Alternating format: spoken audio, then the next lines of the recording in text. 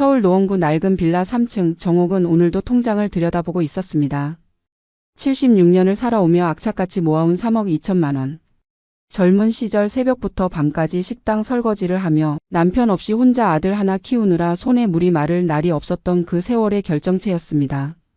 손톱 밑대가 빠질 날이 없었고 겨울에도 찬물에 손을 담그며 접시를 닦았던 그 시간들이 고스란히 숫자로 박혀 있었습니다. 하지만 최근 들어 정옥의 마음속엔 이상한 공허함이 자리 잡기 시작했습니다. 건강검진에서 당뇨 합병증 진단을 받고 무릎 관절도 많이 나빠져 계단 오르기조차 힘들어진 요즘 문득 깨달았습니다. 이 돈을 가지고 죽으면 그게 무슨 의미가 있을까? 차라리 어려운 학생들에게 장학금으로 쓰인다면 자신의 인생이 조금이라도 더 가치 있게 마무리되는 게 아닐까 하는 생각이 들었습니다. 그렇게 마음을 굳히고 지역 장학재단에 전화를 걸었습니다. 담당자는 정옥의 결정에 깊은 감사를 표하며 기부 절차를 차근차근 안내해 주었습니다. 정옥은 그날 밤 처음으로 오랜만에 편안한 잠을 잤습니다. 뭔가 인생의 큰 숙제를 해결한 듯한 후련함이 온몸을 감쌌습니다. 하지만 그 평화는 단 사흘도 가지 못했습니다. 어느 오후 정옥이 화장실에서 나오는데 거실에서 며느리 윤희의 전화 목소리가 들렸습니다.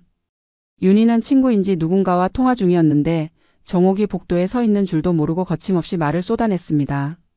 어머니가 얼마나 더 사시겠어요. 솔직히 이제 돈 쓸 일도 없으실 텐데 우리가 관리해야죠. 시어머니 통장 비밀번호만 알면 나중에 편할 텐데 요양원 보낼 것도 아니고 집에서 모실 건데 미리 알아둬야 하지 않겠어요? 그 말들이 정옥의 귓속으로 비수처럼 꽂혔습니다. 정옥은 그 자리에서 굳어버렸습니다. 숨소리조차 내지 못한 채 벽에 등을 기대고 서 있었습니다. 며느리의 목소리는 계속 이어졌습니다. 3억 정도는 있을 것 같다는 둥. 그 돈이면 민재 학자금 대출 갚고 전세자금 마련하고도 남는다는 둥. 시어머니가 아무것도 모르시니 차라리 다행이라는 둥. 정옥의 손은 부들부들 떨렸습니다. 평생 자식처럼 생각하고 아껴왔던 며느리가 자신이 죽기만을 기다리며 돈 계산을 하고 있었다는 사실이 믿기지 않았습니다. 통화가 끝나고 며느리가 돌아서자 정옥과 눈이 마주쳤습니다. 윤희는 순간 얼굴이 하얗게 질렸지만 이내 애써 웃으며 시어머니께 물 한 잔 드릴까요 하고 태연하게 굴었습니다. 하지만 정옥은 이미 모든 걸 들어버렸습니다. 그 순간부터 정옥의 가슴 속엔 차가운 돌덩이 하나가 박혀버렸습니다. 자신이 평생 아껴온 가족이라는 것이 사실은 돈으로 연결된 이해관계에 불과했다는 씁쓸한 진실을 마주한 것입니다. 그날 밤 정옥은 잠을 이루지 못했습니다. 천장을 바라보며 수없이 뒤척였습니다. 아들 성민이에게 전화를 걸까 하다가도 결국 아들도 아내 편일 거라는 생각에 손이 떨어지지 않았습니다. 평생 아들을 위해 희생했지만 아들은 이제 며느리와 한 가족이 되어버렸습니다. 정옥은 그제야 깨달았습니다. 노인은 결국 혼자라는 것을. 가족이라는 이름 아래 모두가 모여있지만 결국 돈이 끊어지면 그 관계도 끊어진다는 냉혹한 현실을 말입니다. 정옥은 이를 악물었습니다. 그래, 내 돈은 내가 원하는 곳에 쓴다. 아무도 내 인생의 마지막을 좌우하지 못한다.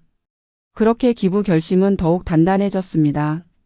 하지만 정옥은 몰랐습니다. 이 결정이 앞으로 얼마나 끔찍한 가족 전쟁의 서막이 될지를. 정옥에게는 대학생 손주 민재가 있었습니다. 22살 대학교 3학년에 재학 중인 민재는 어릴 때부터 할머니를 잘 따랐습니다. 명절 때도 꼭 할머니 옆에 앉아 밥을 먹었고 할머니가 허리 아프다고 하면 안마를 해주곤 했습니다.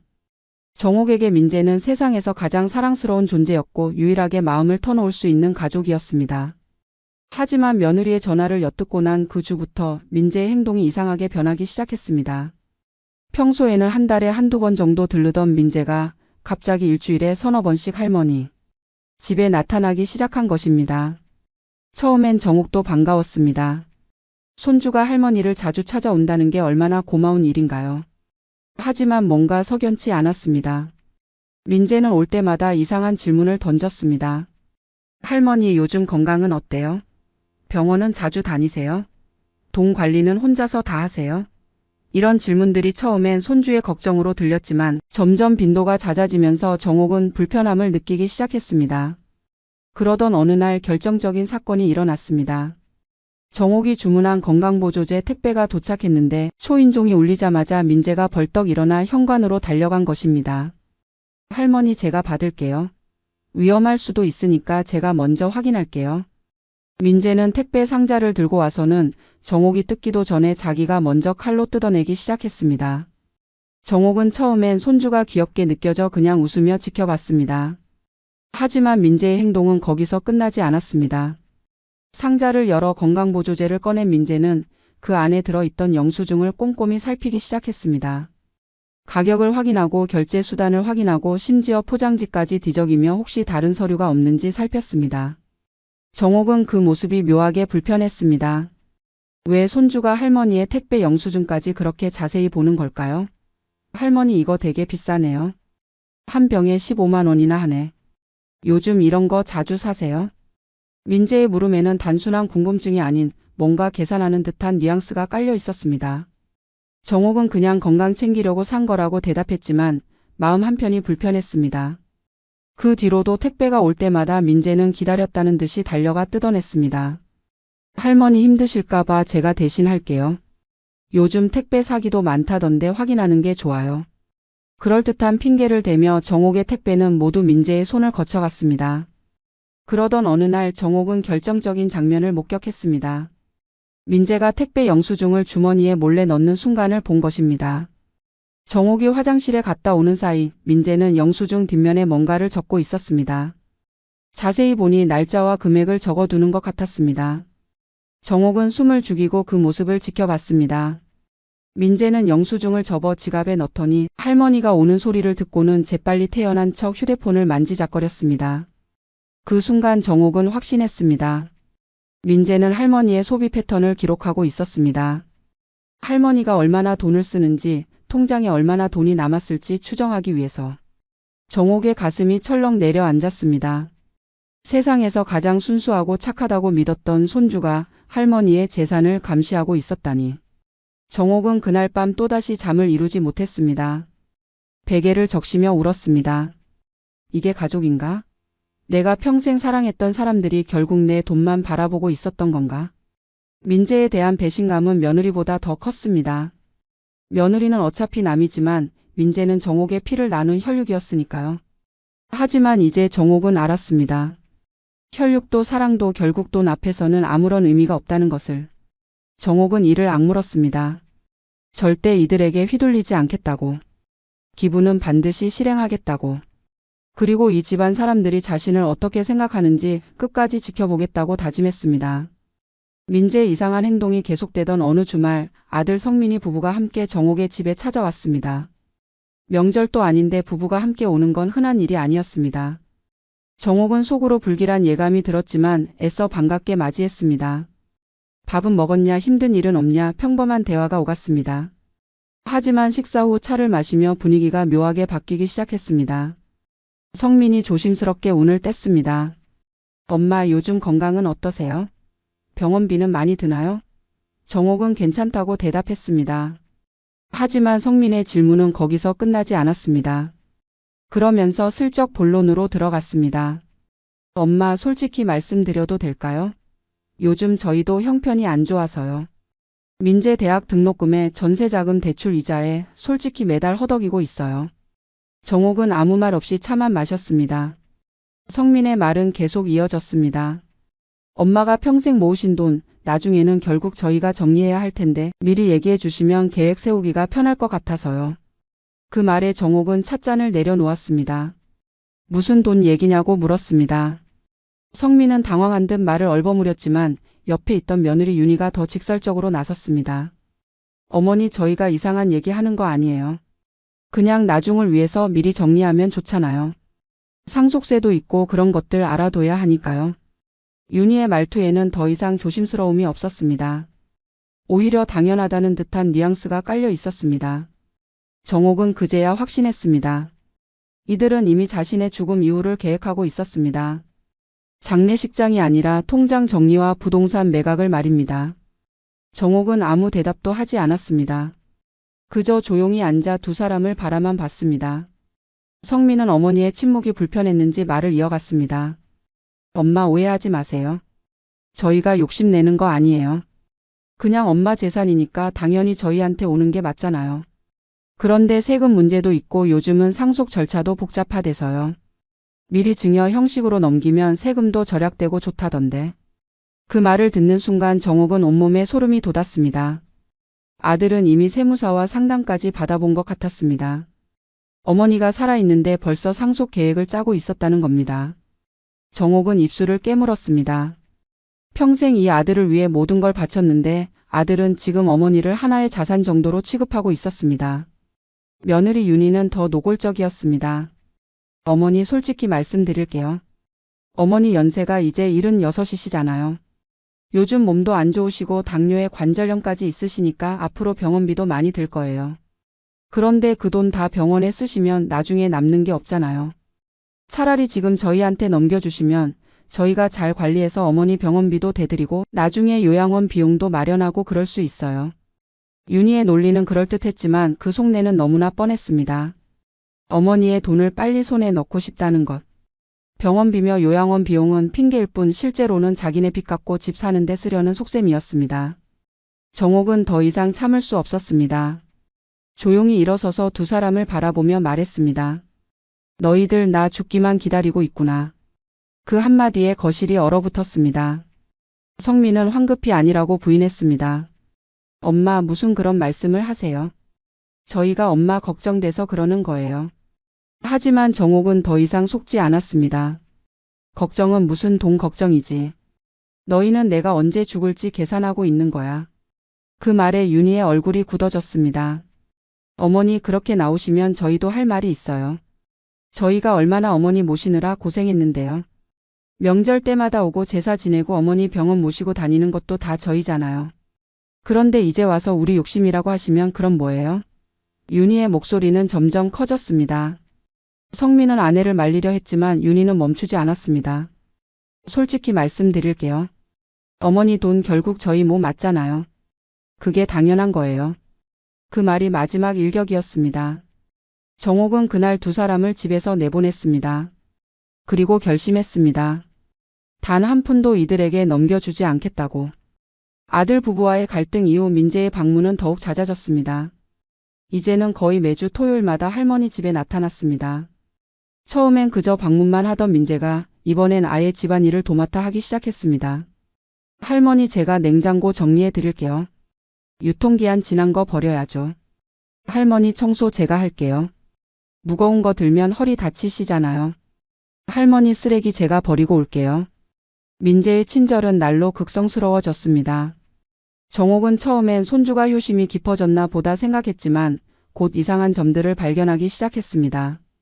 민재가 냉장고를 정리한다며 영수증들을 모두 꺼내 살피는 것, 청소한다며 서랍을 하나하나 열어보는 것, 쓰레기를 버린다며 우편물까지 일일이 확인하는 것.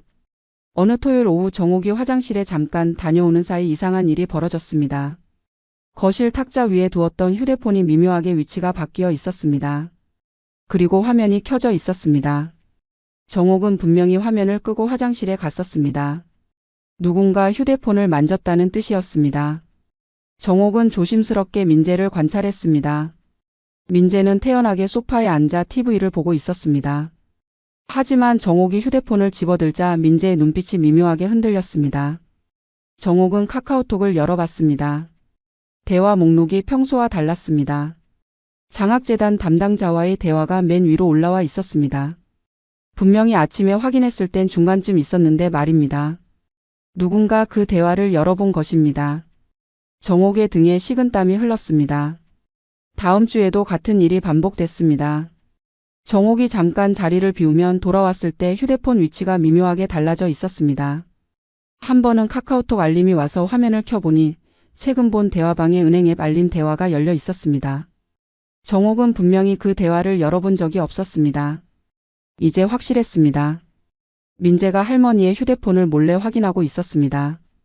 정옥은 시험을 해보기로 했습니다. 일부러 휴대폰에 비밀번호를 걸지 않고 카카오톡 알림을 켜둔 채 화장실에 갔습니다. 그리고 화장실 문을 살짝 열어두고 거울을 통해 거실을 지켜봤습니다. 과연 민재는 할머니가 화장실에 들어가자마자 재빨리 휴대폰을 집어들었습니다. 화면을 쓸어내리며 카카오톡 대화를 확인하고 은행 앱 알림을 눌러보고 심지어 갤러리까지 확인했습니다. 모든 동작이 빠르고 익숙했습니다. 마치 여러 번 해본 것처럼. 정옥은 심장이 쿵쾅거렸습니다. 화가 치밀어 올랐지만 애써 참았습니다. 일단 증거를 더 모아야 했습니다. 정옥은 화장실에서 나와 아무렇지 않은 척 민재에게 물었습니다. 민재야, 할머니 휴대폰 만졌니? 민재는 눈도 깜빡이지 않고 대답했습니다. 아니요, 할머니, 저 안 만졌어요. 왜요? 그 태연한 거짓말에 정옥은 더욱 마음이 무너졌습니다. 손주는 할머니에게 거짓말을 하는 것조차 망설이지 않았습니다. 정옥은 그날 밤 휴대폰에 잠금 비밀번호를 걸었습니다. 그리고 민재에게는 요즘 스팸 전화가 많아서 비밀번호를 걸었다고 둘러댔습니다. 민재는 아쉬운 듯 고개를 끄덕였습니다. 하지만 그 다음 주부터 민재의 질문 공세가 시작됐습니다. 할머니, 요즘 어디 돈 쓰실 때 있어요?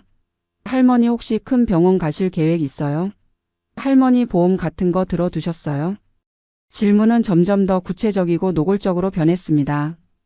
정옥은 대답을 피했지만 민재는 포기하지 않았습니다. 심지어 한 번은 할머니가 깜빡 잠이 들었을 때 민재가 할머니 방에 몰래 들어가 서랍을 뒤지는 소리가 들렸습니다. 정옥은 잠든 척하며 귀를 기울였습니다. 서랍이 열리는 소리, 종이 넘기는 소리, 뭔가를 찍는 듯한 카메라 셔터 소리까지. 민재는 할머니의 통장과 각종 서류들을 몰래 사진으로 찍고 있었습니다. 정옥은 그 순간 깨달았습니다. 민재는 단순히 궁금해하는 게 아니라 체계적으로 할머니의 재산을 조사하고 있었습니다. 아마도 부모의 지시를 받았거나 아니면 스스로 욕심이 생긴 것일 겁니다. 정옥은 눈물이 났지만 꾹 참았습니다. 이제 민재마저 믿을 수 없게 됐습니다. 세상에서 가장 사랑했던 손주가 할머니를 감시하고 거짓말하고 몰래 침입하고 있었습니다. 정옥은 그날 결심했습니다. 더 이상 이 집에 민재를 들이지 않겠다고. 하지만 그 결심을 실행하기도 전에 더 큰 사건이 터지고 말았습니다. 어느 화요일 오후 정옥은 장학재단 담당자와 통화를 하고 있었습니다. 기부 절차가 거의 마무리 단계에 접어들었고 최종 서류 확인을 위한 전화였습니다. 정옥은 방 안에서 조용히 통화했습니다. 네, 3억 2천만 원 전에 기부하는 걸로 확정하겠습니다. 서류는 언제쯤 받을 수 있나요? 담당자는 다음 주 중으로 우편 발송하겠다고 했습니다. 정옥은 고맙다는 인사를 하며 통화를 마쳤습니다. 그런데 전화를 끊고 방문을 열었을 때 복도에 민재가 서 있었습니다. 민재의 얼굴은 창백했고 눈은 충혈되어 있었습니다. 정옥은 순간 심장이 철렁 내려앉았습니다. 민재가 통화 내용을 들었다는 걸 직감적으로 알았습니다. 민재는 떨리는 목소리로 물었습니다. 할머니, 방금 무슨 전화였어요? 정옥은 아무것도 아니라고 둘러댔지만 민재는 이미 모든 걸 들어버린 상태였습니다. 민재의 얼굴이 점점 일그러지기 시작했습니다. 할머니, 3억을 기부한다고요? 진짜요? 정옥은 대답하지 않았습니다. 하지만 침묵이 곧 긍정이었습니다. 민재는 순간 폭발했습니다. 그동안 쌓였던 욕심과 배신감이 한꺼번에 터져 나왔습니다. 할머니, 어떻게 그럴 수 있어요? 우리한테 한마디 상의도 없이? 그게 말이 돼요? 민재의 목소리는 점점 커졌습니다. 거실까지 울려 퍼질 정도였습니다. 정옥은 조용히 거실로 나가 앉으며 민재를 바라봤습니다. 민재는 계속 소리를 질렀습니다. 3억이면 제 대학 학자금 대출 1,000만 원 다 갚고도 남아요. 아빠 전세자금 대출 이자도 안 갚아도 되고요. 그런데 그걸 남한테 준다고요? 가족도 아닌 남한테요? 민재의 말에는 이제 할머니에 대한 존중도 예의도 없었습니다. 그저 돈을 빼앗겼다는 분노만이 가득했습니다. 정옥은 차분하게 입을 열었습니다. 그건 내 돈이란다. 내가 평생 모은 돈이고 내가 쓰고 싶은 곳에 쓰는 거야. 하지만 민재는 받아들일 수 없었습니다. 아니에요. 그건 할머니 돈이지만 결국 우리 가족 돈이에요. 할머니가 돌아가시면 당연히 우리한테 오는 돈이잖아요. 그런데 그걸 지금 남한테 준다는 게 말이 돼요? 민재의 논리는 충격적이었습니다. 할머니가 아직 살아있는데 벌써 유산으로 계산하고 있었던 것입니다. 정옥은 서늘한 목소리로 말했습니다. 너는 내가 죽기를 바라고 있구나. 그 말에 민재는 순간 말문이 막혔습니다. 하지만 이내 더 큰 목소리로 반박했습니다. 그게 아니에요. 저는 할머니가 오래오래 사셨으면 좋겠어요. 하지만 할머니도 현실을 생각하셔야죠. 우리 가족이 얼마나 힘든지 아세요? 민재는 눈물까지 흘리며 호소했습니다. 아빠는 회사에서 구조조정 대상이에요.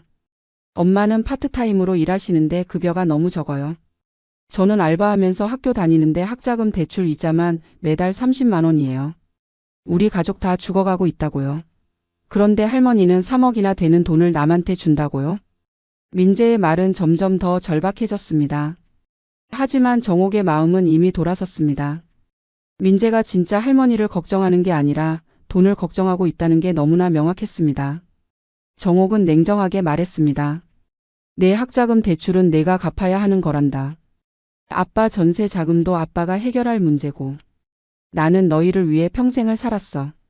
이제 내 남은 인생만큼은 내 뜻대로 살 거야. 그 말에 민재는 완전히 이성을 잃었습니다. 민재는 거실을 돌아다니며 소리를 질렀습니다. 할머니는 우리 가족이 어떻게 되든 상관없다는 거죠? 할머니한테 우리는 남이에요. 진짜 그렇게 생각하세요? 정옥은 대답하지 않았습니다. 민재는 더욱 흥분해서 계속 말을 쏟아냈습니다. 제가 그동안 얼마나 할머니 모셨는데요. 매주 와서 청소하고 심부름하고 말벗대어 드리고. 그게 다 뭐예요? 결국 할머니는 우리를 버리는 거잖아요. 민재의 말에는 지금까지의 모든 친절이 거래였다는 게 드러났습니다. 할머니를 사랑해서가 아니라 나중에 유산을 받기 위한 투자였던 것입니다. 정옥은 그제야 모든 걸 이해했습니다. 민재의 잦은 방문도 택배를 뜯는 것도 휴대폰을 확인하는 것도 모두 할머니의 재산을 감시하기 위한 행동이었습니다. 정옥은 조용히 일어서서 현관문을 열었습니다. 그리고 차갑게 말했습니다. 이제 나가거라. 다시는 오지 마. 민재는 믿을 수 없다는 표정으로 할머니를 바라봤습니다. 하지만 정옥의 눈빛은 단호했습니다. 민재는 결국 눈물을 흘리며 집을 나갔습니다. 문이 닫히는 순간 정옥은 주저앉아 울음을 터뜨렸습니다. 민재와의 충돌 이후 며칠간은 조용했습니다. 아무도 연락하지 않았고 정옥도 먼저 연락하지 않았습니다. 하지만 그 고요함은 폭풍 전야에 불과했습니다. 그 주 토요일 오전 초인종이 울렸습니다. 택배였습니다. 정옥이 주문한 것도 아니었는데 발신인을 보니 장학재단이었습니다. 기부 최종 서류가 도착한 것입니다. 정옥은 가슴이 두근거렸습니다. 드디어 기부를 완성하는 순간이 왔습니다. 택배를 들고 거실로 들어와 상자를 탁자 위에 올려놓았습니다.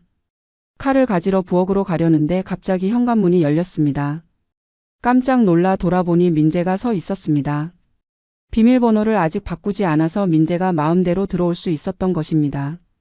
민재는 거실로 성큼성큼 걸어 들어오더니 탁자 위에 택배 상자를 보고 표정이 굳어졌습니다. 발신인이 장학재단인 걸 본 순간 민재는 이게 무엇인지 직감했습니다. 할머니 이거 뭐예요? 정옥은 대답하지 않았습니다. 민재는 주저없이 부엌으로 가서 칼을 집어들었습니다. 그리고 정옥이 말릴 새도 없이 택배 상자를 찢어 열기 시작했습니다. 테이프가 찢어지고 상자가 벌어지고 안에서 서류 봉투가 나왔습니다. 민재는 봉투를 꺼내 뜯었습니다. 안에는 기부 동의서, 기부 안내 책자, 감사 편지가 들어 있었습니다. 민재는 서류를 하나하나 펼쳐보더니 손이 부들부들 떨리기 시작했습니다. 3억 2천만 원 전액 기부. 서명란. 최종 확인 요청. 모든 것이 거기 적혀 있었습니다. 민재의 얼굴이 새빨개졌습니다. 분노와 절망이 뒤섞인 표정이었습니다. 할머니, 이게 뭐예요? 진짜 이거 하실 거예요? 아직도 생각 안 바뀌셨어요? 정옥은 조용히 대답했습니다. 그래 할 거다. 그 말에 민재는 완전히 이성을 잃었습니다. 서류를 탁자에 내던지며 소리쳤습니다. 할머니는 정말 우리 가족이 어떻게 되든 상관없으시네요. 3억이면 우리 집안 빚 다 갚고도 남는데 그걸 남한테 준다니. 정말 이해할 수 없어요. 민재의 목소리는 거실을 넘어 밖까지 들릴 정도로 컸습니다. 정옥은 담담하게 말했습니다. 그 돈은 내가 평생 모은 거야. 너희 빚 갚으라고 모은 게 아니란다. 민재는 믿을 수 없다는 듯 고개를 저었습니다. 할머니, 저희는 할머니 가족이에요. 피를 나눈 가족이라고요. 그런데 남을 더 챙기시는 거예요? 정옥은 이제 지쳤습니다. 더 이상 설명하고 싶지도 않았습니다. 그냥 조용히 서류를 집어들어 정리하기 시작했습니다. 민재는 그 모습을 보며 절규했습니다. 진짜 끝까지 이러실 거예요? 그럼 우리 가족이랑 인연 끊자는 거죠? 할머니 이러시면 정말 다시는 못 봐요. 정옥은 서류를 가슴에 안고 민재를 똑바로 쳐다봤습니다. 그리고 차갑게 말했습니다. 그래, 인연 끊자. 너희는 내 돈만 원했지 나를 원한 게 아니잖니. 그 말에 민재는 할 말을 잃었습니다. 정옥은 계속 말을 이었습니다. 택배 뜯고 내 휴대폰 몰래 보고 내 서랍 뒤지고. 그게 다 뭐였니? 나를 사랑해서가 아니라 내 돈을 감시한 거잖아. 민재의 얼굴이 하얗게 질렸습니다. 자신의 행동들이 모두 들켰다는 걸 깨달은 것입니다. 민재는 변명하려 했지만 말이 나오지 않았습니다. 정옥은 현관문을 가리키며 말했습니다. 이제 나가. 비밀번호도 오늘 바꿀 거야. 다시는 마음대로 들어오지 마. 민재는 눈물을 흘리며 할머니를 바라봤습니다. 하지만 정옥의 표정엔 더 이상 온정이 없었습니다. 민재는 결국 서류를 내려놓고 집을 나갔습니다. 문이 닫히고 정옥은 그 자리에 주저앉았습니다. 손에 든 서류가 눈물로 젖어들었습니다. 세상에서 가장 사랑했던 손주와의 관계가 완전히 끝나버린 순간이었습니다. 하지만 정옥은 후회하지 않았습니다. 이게 옳은 길이라고 믿었습니다. 돈 때문에 무너진 관계라면 애초에 진짜 관계가 아니었던 것입니다. 정옥은 서류를 펼쳐 서명란을 찾았습니다. 그리고 떨리는 손으로 이름을 적기 시작했습니다. 이게 자신의 마지막 자존심이었습니다. 택배 사건 다음 날 아들 성민에게서 전화가 왔습니다. 목소리가 차갑고 딱딱했습니다. 엄마, 민재한테 들었어요. 기부 서류 받으셨다면서요? 정말 끝까지 그러실 겁니까? 정옥은 그렇다고 대답했습니다. 전화 너머로 한숨 소리가 들렸습니다. 그리고 성민이 말했습니다. 그럼 오늘 저녁에 집으로 갈게요. 마지막으로 얘기 좀 합시다. 정옥은 오지 말라고 했지만 성민은 이미 전화를 끊어버렸습니다. 정옥은 불안한 마음으로 저녁을 기다렸습니다. 해가 지고 어둠이 내렸을 때 초인종이 울렸습니다.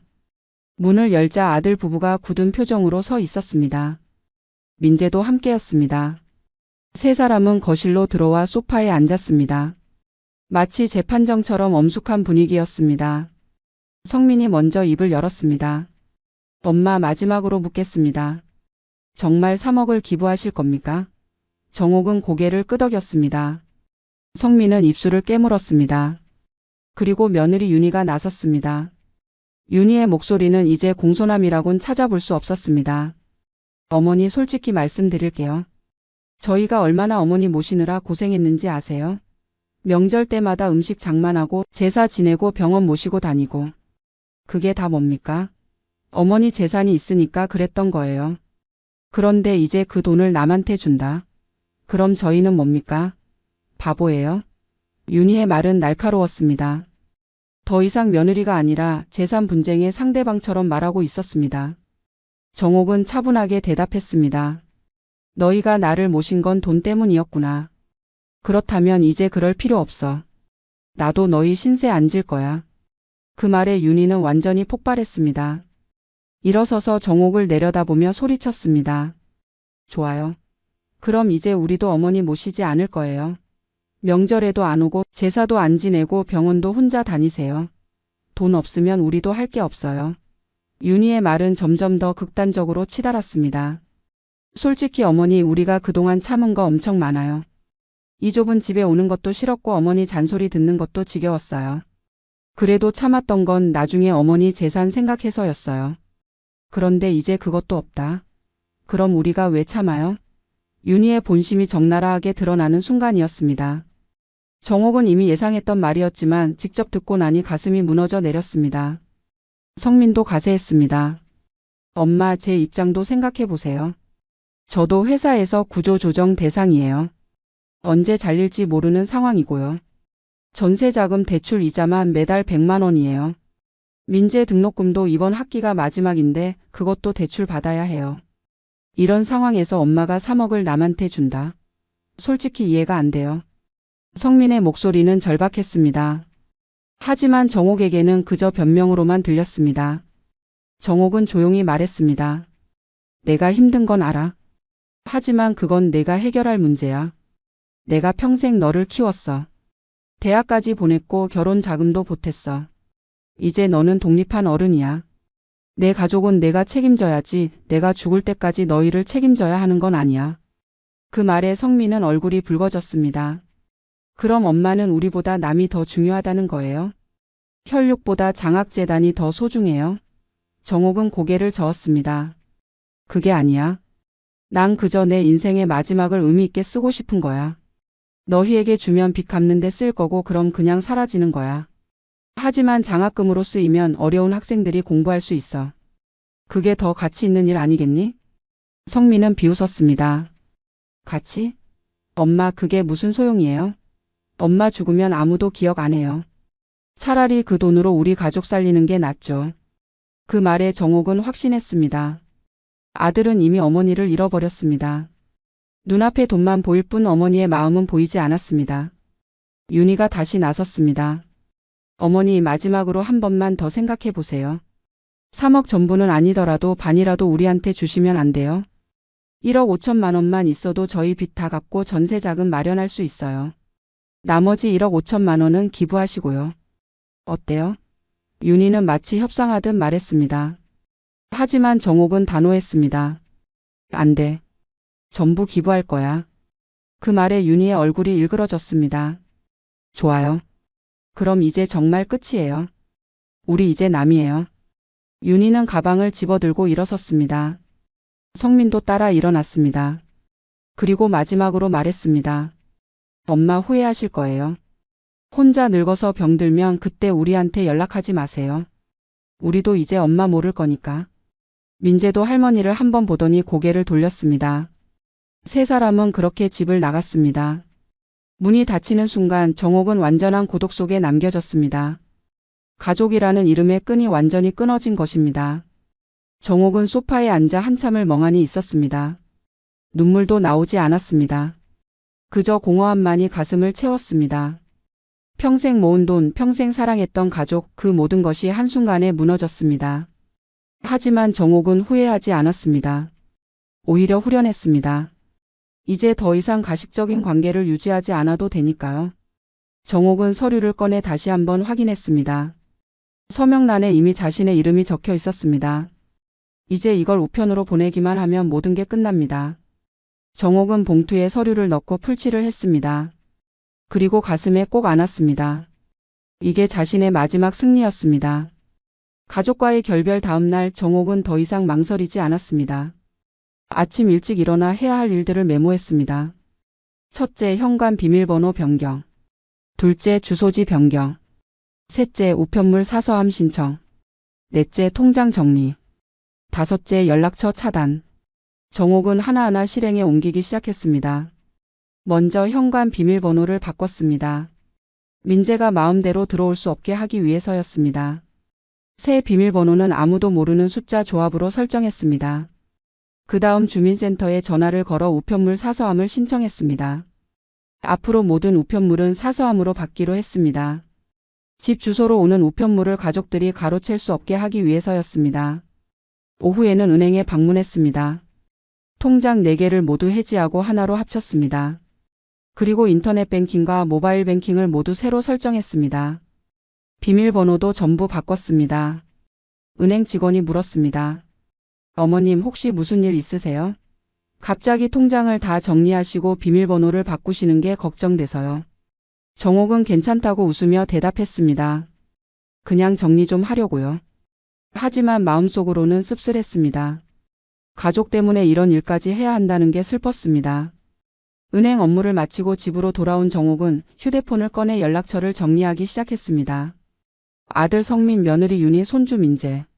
세 사람의 번호를 모두 차단했습니다. 카카오톡도 차단했습니다. 이제 이들이 연락할 방법은 없었습니다. 정옥은 한숨을 쉬며 휴대폰을 내려놓았습니다. 이게 맞는 길일까? 순간 의심이 들었지만 곧 고개를 저었습니다. 이미 돌아갈 수 없는 강을 건넜습니다. 이제 앞으로만 가야 했습니다. 저녁 무렵 정옥은 장학재단에 전화를 걸었습니다. 서류를 우편으로 발송했다고 알렸습니다. 담당자는 고맙다며 곧 기부식을 준비하겠다고 했습니다.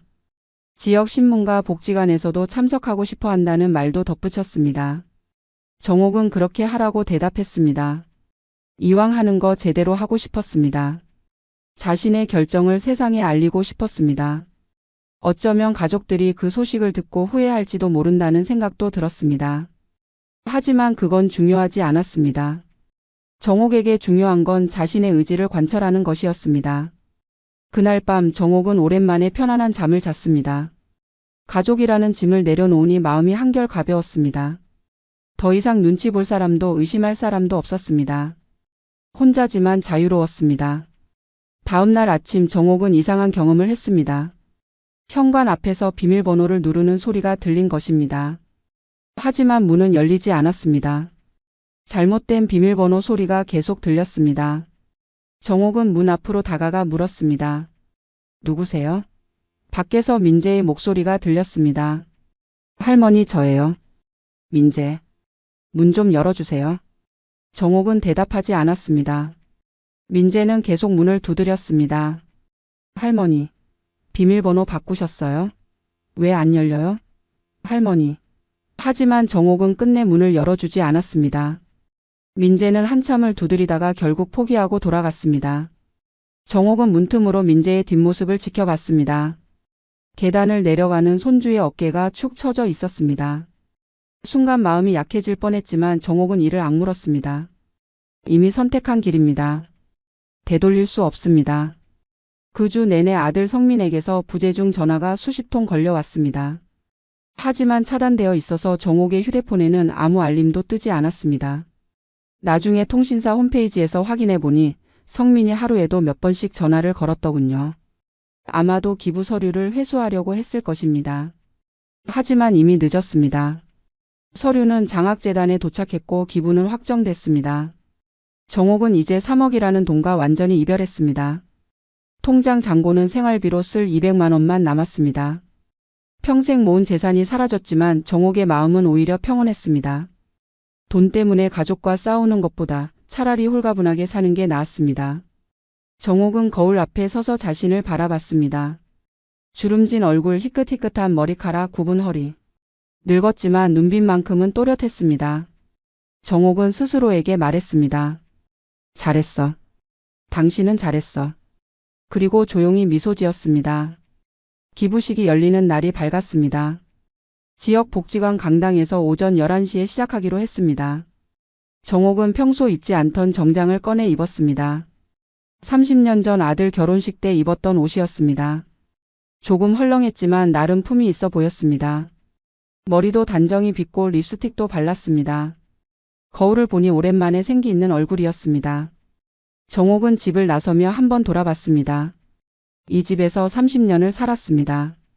아들을 키우고 손주를 돌보고 혼자 늙어가던 곳이었습니다. 이제 이 집도 얼마나 더 있을지 모릅니다. 하지만 후회는 없었습니다. 정옥은 문을 잠그고 계단을 내려갔습니다. 복지관까지는 버스로 30분 거리였습니다. 정옥은 버스에 앉아 창밖을 바라봤습니다. 지나가는 거리, 사람들, 모든 게 평화로워 보였습니다. 복지관에 도착하니 이미 많은 사람들이 모여 있었습니다. 장학재단 이사장, 직원들, 지역 신문 기자, 복지관 관계자들. 모두 정옥을 반갑게 맞아 주었습니다. 정옥은 어색하게 인사를 나눴습니다. 평생 이렇게 많은 사람들 앞에 서본 적이 없었습니다. 강당 앞쪽에는 현수막이 걸려 있었습니다. 정옥 여사 3억 장학금 기부식. 큼지막한 글씨가 눈에 들어왔습니다. 정옥은 가슴이 벅차 올랐습니다. 이게 자신의 이름이 걸린 현수막이라니. 평생 누구의 엄마, 누구의 할머니로만 살았는데 오늘은 정옥 자신으로 존재하는 날이었습니다. 식이 시작됐습니다. 이사장의 감사 인사, 정옥의 기부 동기 발표, 감사패 전달. 모든 순서가 차례대로 진행됐습니다. 정옥은 떨리는 손으로 감사패를 받았습니다. 나무로 만든 패에는 정옥의 이름과 기부 내역이 새겨져 있었습니다. 정옥은 그것을 꼭 안으며 눈물을 흘렸습니다. 마지막으로 서명식이 있었습니다. 정옥은 테이블 앞에 앉아 최종 기부 동의서에 서명을 했습니다. 펜을 든 손이 떨렸지만 글씨는 또렷했습니다. 정옥. 자신의 이름을 적는 순간 모든 게 끝났다는 안도감이 밀려왔습니다. 드디어 해냈습니다. 가족의 반대를 무릅쓰고 자신의 뜻을 관철시켰습니다. 박수 소리가 터져 나왔습니다. 기자들이 사진을 찍었습니다. 정옥은 어색하게 웃으며 손을 흔들었습니다. 이렇게 많은 사람들 앞에서 주인공이 되는 기분이 낯설었지만 나쁘지 않았습니다. 오히려 뿌듯했습니다. 하지만 바로 그 순간 강당 뒤쪽 문이 벌컥 열렸습니다. 정옥은 고개를 돌렸습니다. 그곳에 민재가 서 있었습니다. 숨을 헐떡이며 땀을 뻘뻘 흘리며 달려온 듯한 모습이었습니다. 강당 안이 조용해졌습니다. 모두가 민재를 바라봤습니다. 민재는 천천히 앞으로 걸어왔습니다. 정옥은 긴장했습니다. 민재가 또 소란을 피울까봐 걱정됐습니다. 하지만 민재의 표정은 이전과 달랐습니다. 분노가 아니라 슬픔이 가득한 얼굴이었습니다. 민재는 정옥 앞까지 다가와 무릎을 꿇었습니다. 그리고 조용히 눈물을 흘리기 시작했습니다. 강당 안 사람들은 숨을 죽이고 지켜봤습니다. 민재는 떨리는 목소리로 말했습니다. 할머니 미안해요. 제가 정말 잘못했어요. 민재의 목소리는 진심으로 들렸습니다. 정옥은 말없이 손주를 내려다봤습니다. 민재는 계속 말을 이었습니다. 저는 할머니 마음도 모르고 돈만 생각했어요.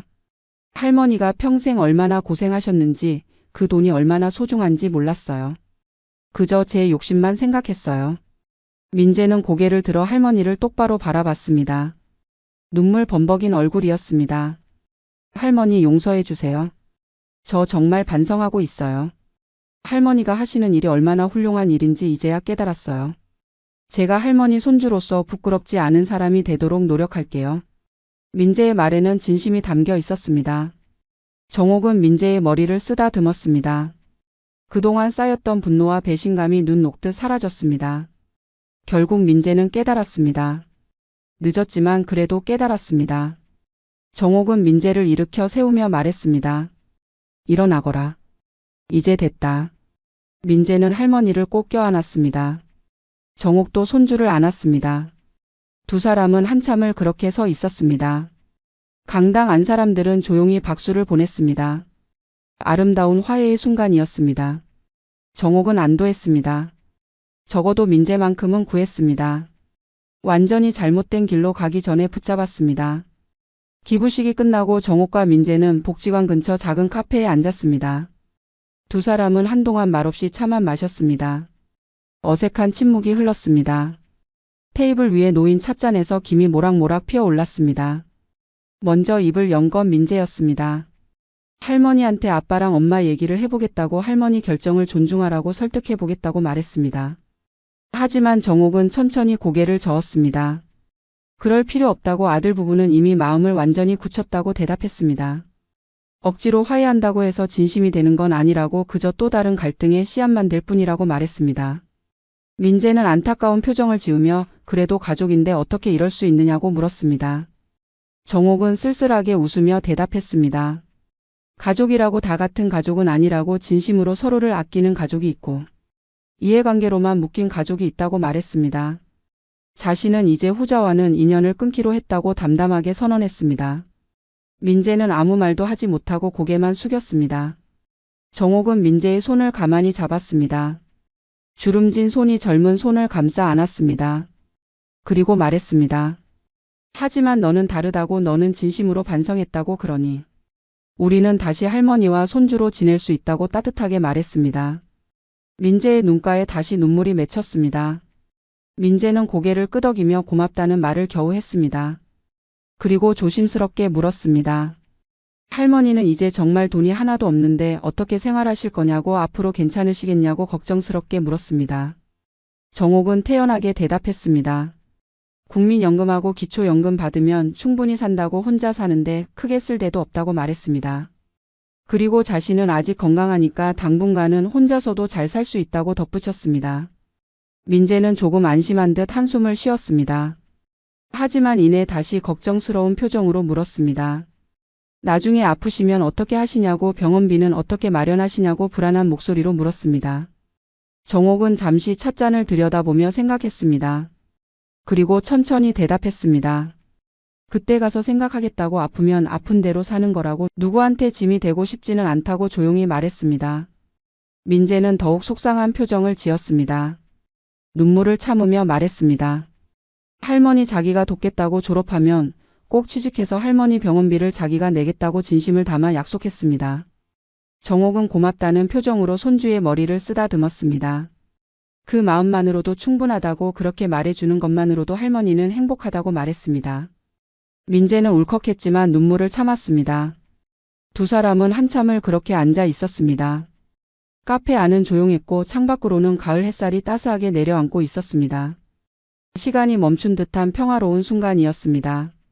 차를 다 마신 두 사람은 카페를 나와 함께 버스 정류장까지 천천히 걸었습니다. 가을 바람이 살랑살랑 불었고 길가에는 낙엽이 떨어지고 있었습니다. 정옥은 걸으면서 민재에게 마지막 당부를 했습니다. 할머니가 너한테 남긴 건 돈이 아니라고. 돈은 쓰면 없어지지만 가치관은 평생 남는다고 말했습니다. 너는 돈보다 중요한 게 뭔지 깨달았다고. 그게 할머니가 너한테 준 가장 큰 유산이라고 진지하게 이야기했습니다. 민재는 눈물을 글썽이며 고개를 끄덕였습니다. 할머니한테 말했습니다. 정말 열심히 살겠다고. 할머니가 자랑스러워하실 만한 사람이 되겠다고 다짐했습니다. 정옥은 흐뭇하게 웃었습니다. 할머니는 너를 믿는다고. 너는 잘할 수 있는 아이라고 격려했습니다. 버스 정류장에 도착했고 마침 정옥이 탈 버스가 들어오고 있었습니다. 정옥은 버스에 올라탔습니다. 계단을 오르며 한 번 뒤를 돌아봤습니다. 민재가 정류장에 서서 손을 흔들고 있었습니다. 정옥도 창문 너머로 손을 흔들어 답했습니다. 버스가 천천히 출발했고 민재의 모습은 점점 작아지더니 결국 보이지 않게 됐습니다. 정옥은 좌석에 앉아 창밖을 바라봤습니다. 지나가는 거리, 건물들, 사람들, 모든 풍경이 새롭게 보였습니다. 이제 진짜 혼자라는 생각이 들었습니다. 아들도 며느리도 없고 기댈 사람도 없고 재산도 없는 혼자만의 인생. 하지만 외롭지 않았습니다. 오히려 자유로웠습니다. 더 이상 눈치 볼 사람도 없고 의심할 사람도 없고 돈 때문에 갈등할 일도 없었습니다. 정옥은 작게 미소 지었습니다. 버스는 익숙한 길을 달렸고 30분 후 정옥의 동네에 도착했습니다. 정옥은 버스에서 내려 집까지 걸어갔습니다. 계단을 천천히 올라가며 숨을 몰아쉬었습니다. 무릎이 아팠지만 참을 만했습니다. 현관 앞에 도착해 새로 바꾼 비밀번호를 눌렀습니다. 문이 열리고 집 안으로 들어섰습니다. 집은 조용했습니다. 아무도 없는 빈집이었지만 이제는 편안했습니다. 정옥은 신발을 벗고 거실로 들어갔습니다. 그리고 벽에 걸린 감사패를 바라봤습니다. 정옥 여사. 장학금 3억 2천만 원 기부. 나무패에 새겨진 글자들이 따뜻한 빛을 받아 반짝였습니다. 정옥은 한참을 그것을 바라봤습니다. 자신의 이름이 새겨진 패를 보니 평생에 헛되지 않았다는 생각이 들었습니다. 적어도 이 세상에 의미 있는 흔적 하나는 남긴 셈이니까요. 누군가는 이 돈으로 대학을 졸업할 것이고 누군가는 꿈을 이룰 것이고 누군가는 더 나은 삶을 살게 될 것입니다. 그 생각을 하니 가슴이 따뜻해졌습니다. 정옥은 소파에 앉아 차를 한 잔 끓여 마셨습니다. 따뜻한 차가 목을 타고 넘어가며 몸을 데웠습니다. 텅 빈 통장 잔고를 생각하니 조금 불안하기도 했습니다. 앞으로 어떻게 살아갈지, 아프면 어떻게 할지, 혼자서 괜찮을지 걱정도 됐습니다. 하지만 그래도 괜찮았습니다. 돈이 없으니 오히려 마음이 편했습니다. 더 이상 누가 자신의 재산을 노리지 않으니까요. 더 이상 가족이라는 이름으로 감시당하지 않아도 되니까요. 아직 살 날이 얼마나 남았을지 모릅니다. 어쩌면 몇 년, 어쩌면 10년, 아무도 알 수 없습니다. 하지만 남은 인생만큼은 자신의 뜻대로 살기로 했습니다. 자신이 원하는 걸 먹고 자신이 원하는 걸 입고 자신이 원하는 대로 하루하루를 보내기로 했습니다. 그게 정옥이 스스로에게 허락한 마지막 자유였습니다.